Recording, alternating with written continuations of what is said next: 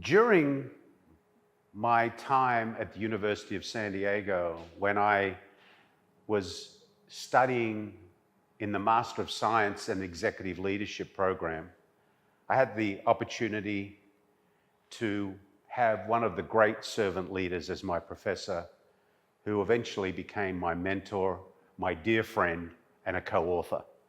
We wrote a book together called Helping People Win at Work.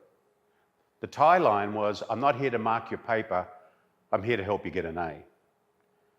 Ken Blanchard was that professor. How did all that come about? Well, Ken was teaching at university.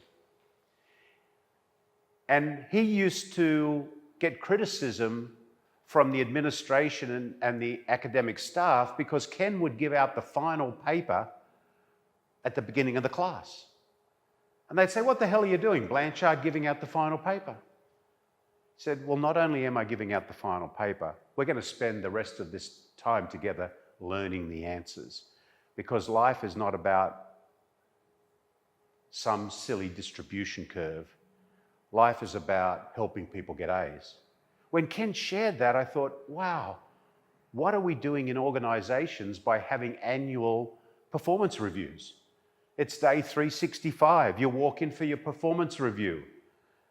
Here's what I think you did well, and here's what you could have done better during the year. Well, if you would have told me that 300 days ago, I could have done something about it. So we completely revamped our feedback loop to the people in the company. They only wrote one review, it was their own. But what it mandated is at least every 90 days, we'd sit down with the person that we had the privilege to coach, and we'd talk about what's getting in their way, how can we help them. We'd have them share how they'd been living our values. The whole purpose of that meeting was to help them get an A, not mark their paper. So powerful. That's why 97% of people at the company said they respected their coach, because they were there to help them win all along the way of the year that they were working in. So don't mark my paper, help me get an A. There's a difference between empathy and sympathy. You know, imagine you're out on a boat in the middle of the ocean, and you go to the side rail and someone is throwing up over the side of the boat. You put your hand around them and say, "I'm sorry that you're feeling that way." That's sympathy. When you start throwing up with them, that's empathy, because you're feeling with them. So it's really important as a leader to trade your ego for empathy, feeling, being part of what your people are doing. That's why the stinky locker room is so important, as I call it, because you are living alongside people, asking them what's on their mind, what's getting in their way, how can you help them? So don't let your ego eat your empathy. Have your empathy eat your ego. I'm fortunate that as I grew up in life in a little suburb of Sydney called Five Dock, I got to interact with some really great people who became really mentors to me.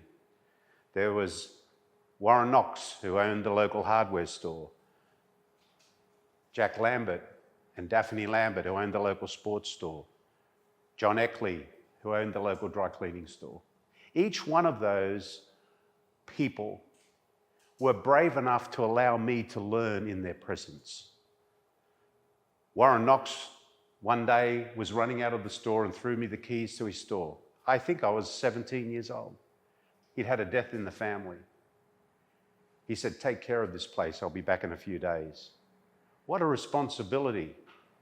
But what it showed was that if you have an opportunity to give someone the place in an organization where they can do what they should do, and you know they'll do it well, trust them and let them do it.